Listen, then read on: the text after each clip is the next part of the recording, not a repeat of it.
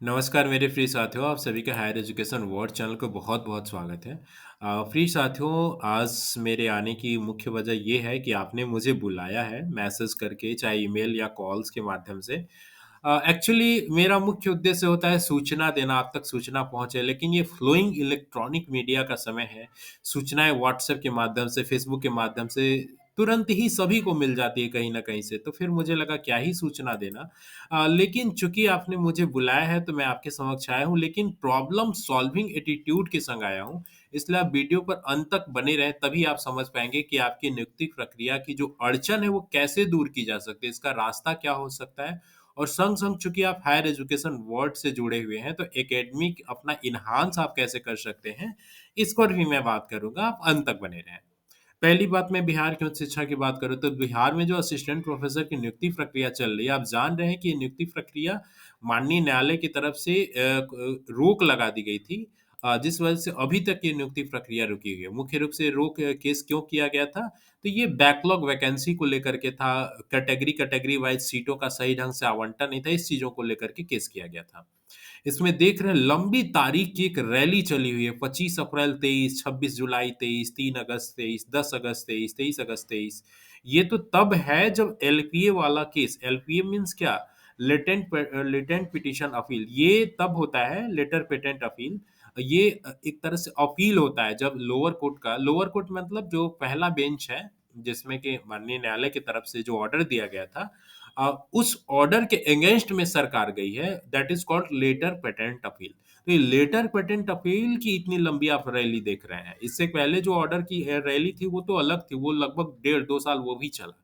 और इसके बाद जो अपील की गई इसमें भी इतनी लंबी अवधि 25 अप्रैल 23 से लेकर के फरवरी 2024 आ गया और अब बहुत जल्द ही अप्रैल भी आ जाएगा, यानी 1 साल अपील वाले में मैटर में भी इतना। जबकि अपील मैटर में मात्र जो पूर्व का ऑर्डर दिया गया है, मात्र उसे देखना होता है। कि वास्तव में जो ऑर्डर दिया गया है उसमें क्या खामियाँ हैं, क्या है। लेकिन अभी भी ये मात्र कैरी फॉरवर्ड या फिर एडजॉर्न पास ओवर यही सभी चीज़ें हो रही हैं बार-बार। आखिर ऐसा क्यों हो रहा है? इसके पीछे की वजह क्या है?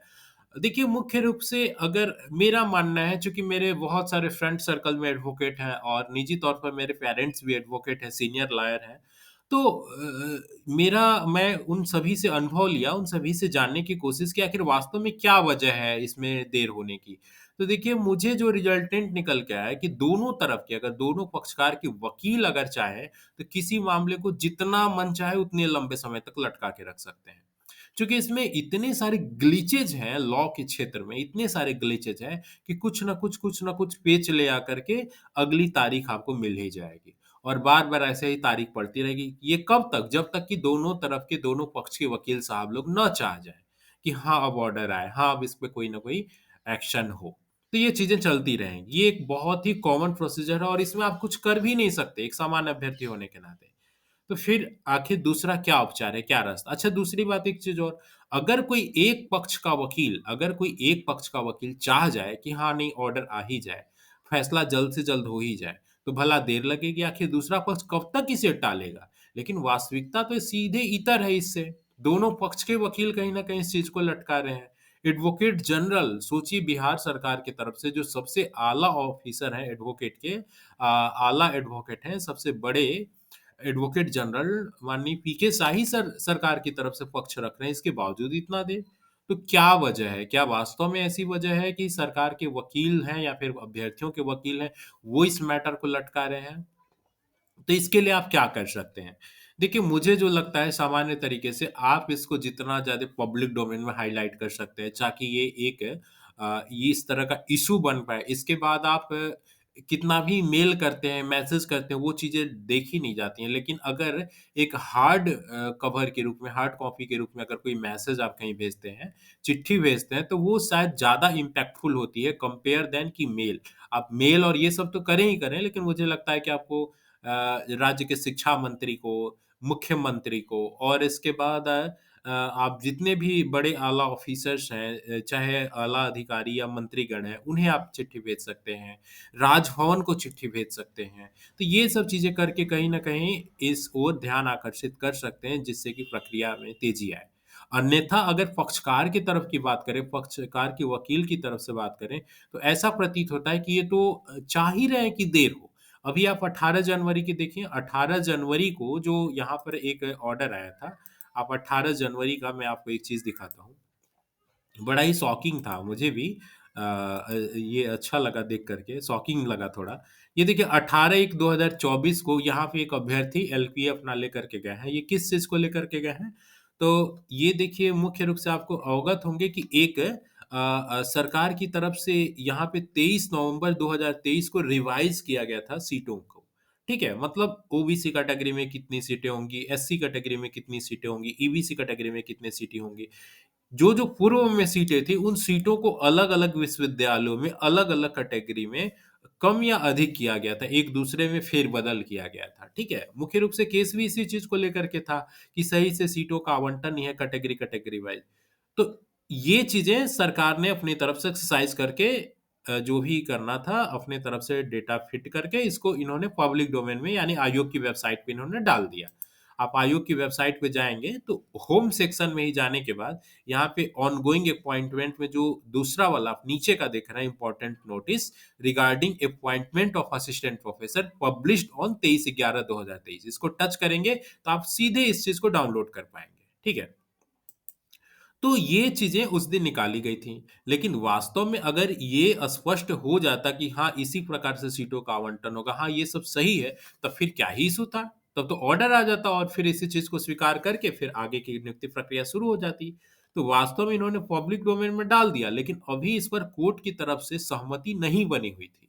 तो इस वजह से अभ्यर्थी की तरफ से इस चीज़ को लेकर के केस कर दिया गया कि जो रिवाइज़ किया गया है सीटों का, वो उससे कहीं न कहीं वो संतुष्ट नहीं थे या उनको खामियाँ नज़र आ रही थी, उस चीज़ को लेकर इन्होंने केस किया। तो देखिए माननीय न्यायालय की तरफ से 18/1/24 को क्या कहा जा रहा है कि call for सीडब्ल्यूजेसी number 1024 of 2024 since the learned counsel for the read petitioner contends that the issue raised therein would be covered by a decision of this court. However, we have not gone into the said contention. The issue would be verified at the time of hearing. मतलब जब hearing होगी इसी समय ये issue वहाँ पे already उठेगा, इस मैटर को देखा जाएगा तो आपका केस कहीं न कहीं उसी मैटर में ही ऐड कर दिया जाता है और अगला डेट देखिए यहाँ पे दे दिया गया पोस्ट ऑन 8/2/2024 यानी कि अभी चीज़ें थोड़ी-सी आगे बढ़ रही हैं और अभ्यर्थी तुरंत उस चीज़ को लेकर के कोर्ट केस करने जा रहे हैं। ठीक है? अभ्यर्थियों की तरफ से लगातार केस पर केस किया जा रहा है। और मैंने हो सकता है ये मेरा अपना परसेप्शन हो लेकिन मैंने अधिकतम पाया है इसमें जितने भी लोगों ने केस किया है, उसमें अधिकतम कौन है? अतिथि शिक्षक हैं। हो सकता है मेरा डाटा गलत हो, आप अपने स्तर से एग्ज़ामिन कर लीजिएगा, लेकिन मैंने जो एग्ज़ामिन किया, इसमें अधिकतम केस करने वाले कौन है? अतिथि शिक्षक हैं। उन्हें कहीं न कहीं लगता है कि अगर ये रेगुलर वैकेंसी आ जाएगी, तो उनकी नौकरी खतरे में पड़ सकती है और लाज़मी है सभी अपने-अपने हितों के बचाव के लिए अपना-अपना जो भी बन सके वो करते ही हैं। तो अतिथि शिक्षकों द्वारा अमूमन केस किया जा रहा है। तो उनकी मंशा क्या होगी? उनकी मंशा होगी कि वैकेंसी जितना लंबा डिले खींचे, तो उतने ज़्यादा देर तक वो नौकरी करते रह सकते हैं। और दूसरी बात एक चीज़ और है कि अभी राजभवन द्वारा भी अतिथि शिक्षकों को लेकर के बहुत ज़्यादा पॉजिटिव रिस्पॉन्स नहीं निकल के आया कि उनकी नौकरी रेगुलराइज़ की जाएगी, नहीं की जाएगी, आने वाले वक़्त में क्या किया जाएगा। तो नो डाउट अतिथि शिक्षकों के भविष्य पे अभी भी खतरा तो है, नो डाउट। इसलिए कहीं न कहीं अतिथि शिक्षकों द्वारा लगातार थोड़ा-सा कहीं लूप होल देखा जा रहा है और केस तुरंत कर दिया जा रहा है। तो ऐसी स्थिति में तो फिर कुछ न कुछ इश्यू हर समय बनेंगे ही बनेंगे। एक इश्यू और आपके समक्ष बहुत बड़ा इश्यू मैं दिखाने जा रहा हूँ। आयोग कहीं न कहीं ये इश्यू खुद ही क्रिएट करता है। जैसे कि 1 दिसंबर 2023 को एक ऑर्डर आया था, ठीक है? उस ऑर्डर को अभी ऑर्डर नहीं सॉरी आयोग की तरफ से ही एक लिस्ट जारी की गई थी। वर्तमान में इस लिस्ट को हटा दिया गया है। आपको मैं अवगत करा दूँ, इस लिस्ट से संबंधित मेरे पास न जाने कितने अभ्यर्थियों के कॉल, मैसेज आए और वो कोर्ट केस करना चाह रहे हैं इस चीज़ को लेकर के। ये क्या था? अच्छा, अभी आप आयोग की वेबसाइट पे जाएँगे तो ये नोटिस आपको नहीं मिलेगा, 1/12/2023 का। इसमें स्पष्ट रूप से देखिए क्या कहा गया है कि आयोग की सूचना संख्या इतना दिनांक 23/11/2023 द्वारा राज्य के विश्वविद्यालयों में सहायक प्राध्यापक के पद पर नियुक्ति हेतु शिक्षा विभाग बिहार पटना से प्राप्त संशोधित बैकलॉग एवं चालू रिक्ति को समेकित कर 26 विषयों की विषयवार सूची प्रकाशित की गई थी, जो कि मैंने अभी-अभी आपको दिखाया, वो 26 तारीख का ही है। जिसमें स्वतंत्रता सेनानी एवं दिव्यांगता की श्रेणी के रिक्त को नहीं दर्शाया गया था। ठीक है? जिसको कि ये यहाँ पे दर्शा रहे हैं और कह रहे हैं जो इसके साथ संलग्न की जा रही है और पूर्व निर्गत सूचना संख्या इतना दिनांक 23/11/2023 को इस हद तक संशोधित समझा जाए। ये 1/12/2023 को नोटिस आता है। इसमें देखिए क्या होता है, इसमें जो है ना जितने भी स्वतंत्रता सेनानी फ्रीडम फाइटर वाले हैं और डिसेबिलिटी वाली कैटेगरी के लोग हैं, इनका भी इसमें सीटों को दिखा दिया जाता है। लेकिन मज़ेदार बात ये है कि यहाँ पे सीटें तो उनकी दिखाई जाती हैं, लेकिन कुछ यहाँ पे भी आश्चर्यचकित करने वाला डेटा निकल के आया। वो क्या था? यहाँ पे देखिए पूरे वैकेंसी में दिव्यांगता में सबसे ज़्यादा किसमें सीटें होती हैं? सबसे ज़्यादा दिव्यांग की संख्या किसमें होती है? ओएच की होती है। देखिए डिसेबिलिटी की टोटल सीटें जो हैं इसमें इन्होंने 107 सीटें विजुअली इम्पैर्ड को दे दिया, जिसमें कि अभ्यर्थी ही कम है। विजुअली इम्पैर्ड में अभ्यर्थी ही कम है। डिफ एंड डम में 17 दे दिया, ऑर्थोपेडिकली हैंडीकैप्ड में मात्र 1 दिया है। इस चीज को भी लेकर के मैं आपको स्पष्ट और बड़े ही सच्चाई तौर पे आपको बताना चाहता हूं। इस चीज को लेकर के भी कोर्ट में केस करने के लिए अभ्यर्थी तैयार बैठे हुए हैं। क्यों तैयार बैठे हुए हैं? चूँकि इस तरह से सरकार की तरफ से इसमें अलग-अलग कैटेगरी वाइज़ ये निकाला तो गया, लेकिन कहीं न कहीं इसमें कुछ खामियाँ थी तभी साइड से हटा दिया गया। और खामियाँ अगर नहीं है तो इस चीज़ को अगर आपने संशोधित करके डाला है तो इस चीज़ को भी आपको डालना चाहिए। तो अगर ये चीज़ें नहीं डालते हैं या इसमें स्पष्टीकरण नहीं देते हैं तो आने वाले समय में फिर से एक केस देखने को मिल जाएगा। और ये केस बहुत बड़ा केस होगा, मैं आपको अवगत करा देना चाहता हूँ, आप इसको इतने हल्के में ना लीजिए। इलाहाबाद यूनिवर्सिटी में असिस्टेंट प्रोफेसर की वैकेंसी निकली थी, रिजल्ट निकला था, रिजल्ट पब्लिश हो गया था, इसके बावजूद भी वहाँ पे ओएच डिसेबिलिटी कैटेगरी की सीटें वहाँ पे नहीं दर्शाई गई थी, जिस वजह से कोर्ट केस किया गया और पूरी वैकेंसी ही कैंसल कर दी गई। इसलिए इस डिसेबिलिटी वाले कोटा को इतने आसान और हल्के में न लिया जाए। इसलिए हो सके तो आप आरटीआई भी आयोग को कर सकते हैं। बहुत सारे अभ्यर्थी तो ऐसे हैं जो कि डायरेक्ट आयोग के मेंबर से ही कॉन्टैक्ट में हैं या फिर आयोग के अध्यक्ष के यहाँ ही जाते हैं, फूल गुलदस्ता दे करके मिल आते हैं। तो उनसे आप लोग को कहना चाहिए कि इस कैटेगरी को भी आपने पब्लिक डोमेन पे डाला, फिर हटा क्यों लिया? इसके पीछे की क्या वजह है? अगर ये वजह है कि अभ्यर्थी इस चीज़ को जानेंगे नहीं और इस वजह से वो किसी प्रकार से आच्छादित नहीं होंगे, कोर्ट केस वगैरह नहीं करेंगे, तो ये गलतफ़हमी है। सभी अभ्यर्थी बहुत जागरूक हैं और ऑलरेडी इसके लिए वकीलों से वो संपर्क में भी हैं। इसलिए आने वाले समय पुनः जो डेट पड़ने वाला है, जो कि 22 फरवरी को डेट है, उस डेट को फिर से कोई नया इश्यू ना नज़र आ जाए। इसलिए अच्छा ये होगा कि आयोग जितना जल्द से जल्द हो सके इस मैटर को पब्लिक डोमेन में ला दे, इसे पब्लिश कर दे। क्योंकि देखिए 18 जनवरी को भी ये हियरिंग हो जानी चाहिए थी। लेकिन 18 जनवरी को जैसे कि मैंने आपको दिखाया ये अभ्यर्थी द्वारा अपना मैटर लेकर के आ गए। इस वजह से ये उस मैटर को सुना गया, इसके बाद कहा गया हाँ ठीक है, नेक्स्ट डेट को अब सारी प्रक्रिया को सुनी जाएगी 8 फरवरी को। ठीक है? तो इसी अब 8 फरवरी को इत्तेफाक से कल नहीं सुना जा सका। अब 22 फरवरी को डेट है, उम्मीद है कि 22 फरवरी को मैटर सुना जाएगा। लेकिन मैं आपको अंदर की बात बताता हूँ कि अगर 22 फरवरी को नहीं सुना जा रहा है तो इसके लिए जवाबदेह पूर्ण रूप से गवर्नमेंट कहीं न कहीं होगी, ठीक है? इसलिए आप गवर्नमेंट के कानों के दरवाजे के पास जाकर के खटखटाना अभी से शुरू कर दें। चाहे शिक्षा मंत्री के पास हो, राजभवन के पास हो, ठीक है? ताकि जो एडवोकेट जनरल हैं उन पर एक दबाव बने और चीज़ों को जल्द से जल्द शुरू कराएँ। देखिए, इसमें मेरा पर्सनल कोई हित नहीं है, इसलिए आप ये ना समझें कि जितनी भी चीज़ें मैं बता रहा हूँ, इसमें मेरा कोई पर्सनल इंटरेस्ट है, मेरा कोई पर्सनल इंटरेस्ट नहीं है। मैं बिहार के उच्च शिक्षा के हित की बातें कर रहा हूँ। कॉलेजेज़ में जाने पर वहाँ पे अच्छी खासी मात्रा में सीटों की संख्या खाली है, जिससे कहीं न कहीं शिक्षा प्रभावित हो रही है। दूसरी बात मैं आपसे एक और करना चाहता हूँ, जैसा कि आप एकेडमिक फ़ील्ड से जुड़े हुए हैं, जितने भी यहाँ पे व्यूअर्स मेरे वीडियो को देख रहे हैं, तो यह लाज़मी है कि आप सभी चाहेंगे कि आपका एकेडमिक फ़ील्ड में जितना अधिक से अधिक एनहांस हो सके। तो देखिए, आपके पास एक गुड अपॉर्च्युनिटी है चैप्टर इन बुक में फ्री ऑफ कॉस्ट पब्लिकेशन का, ठीक है? देखिए, no publication free, okay, no publication fee, ये चैप्टर इन बुक में आपका नाम आ जाएगा और आपको फ्री ऑफ कॉस्ट पब्लिश हो जाएगा। वास्तव में बुक किस तरह का है तो मैं आपको बता देना चाहता हूँ। ग्रेजुएशन स्तर पे जो अभी न्यू एजुकेशन पॉलिसी लागू की गई है, जिसके अंतर्गत वैल्यू एडेड कोर्स एक कोर्स है जिसे कि अनिवार्य रूप से सभी स्टूडेंट को पढ़ना है ग्रेजुएशन के, चाहे वो कॉमर्स के हों, बीए हो, बीएससी हो या कॉमर्स के हो, ठीक है? तो इससे संबंधित एक विषय है स्वच्छ भारत। तो इस विषय पर भी सभी बच्चों को पढ़ना है। तो इससे संबंधित अभी मार्केट में कोई बुक बहुत अच्छी अवेलेबल नहीं है।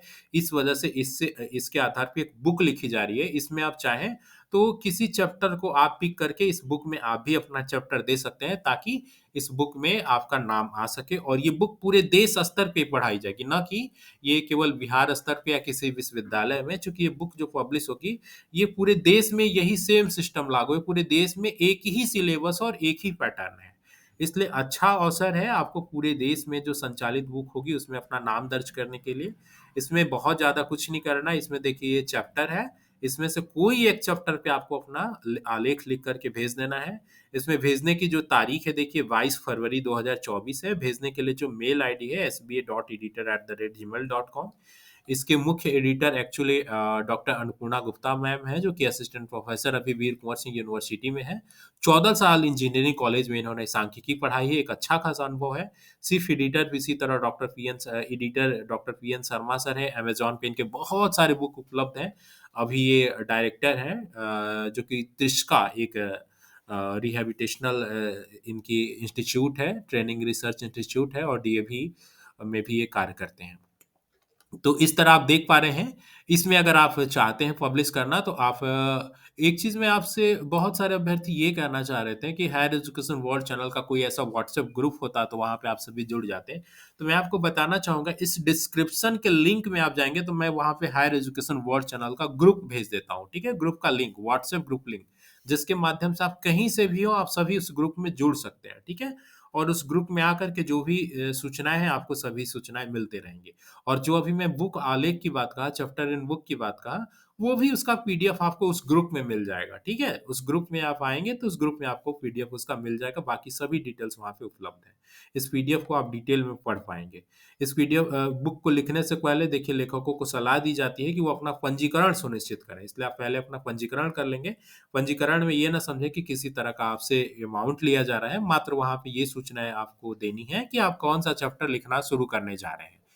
ओके, पहले से ही बहुत सारे अभ्यर्थियों ने इसमें चैप्टर चूज़ कर लिया है, इसलिए पंजीकरण करने के बाद ऐसा संभव है कि वहाँ पे आप पंजीकरण करने के बाद आपको वहाँ पे 2 ऑप्शन विज़िबल होगा, एडिट रिस्पॉन्स और व्यू रिस्पॉन्स। तो व्यू रिस्पॉन्स में आप जाकर के देख सकते हैं कि पहले से ही किन-किन अभ्यर्थियों ने इस चैप्टर को चयन किया है।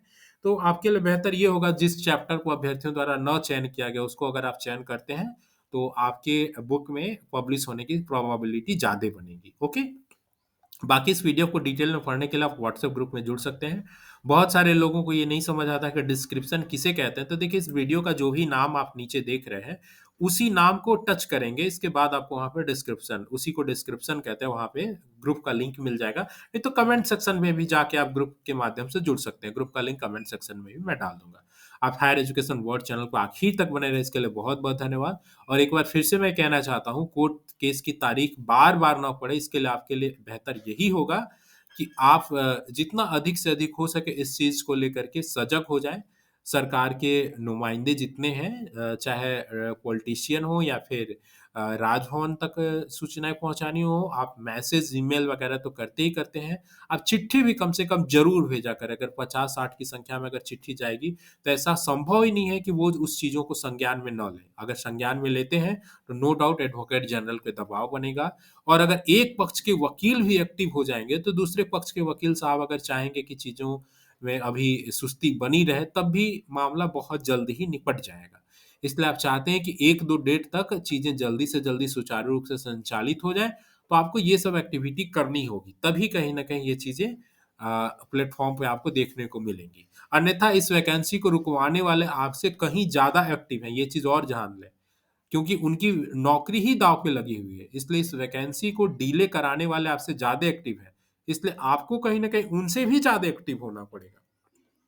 तो मुझे लगता है मैंने जो आपके लिए फ्रूटफुल चीज़ें हो सकती थी, बातें हो सकती थी, आपके समक्ष सभी चीज़ें रख दी हैं। इस वीडियो को अधिक से अधिक शेयर कर दें, ताकि इम्पोर्टेंट सूचनाएँ सभी तक उपलब्ध हो जाएँ, सभी जागरूक हों।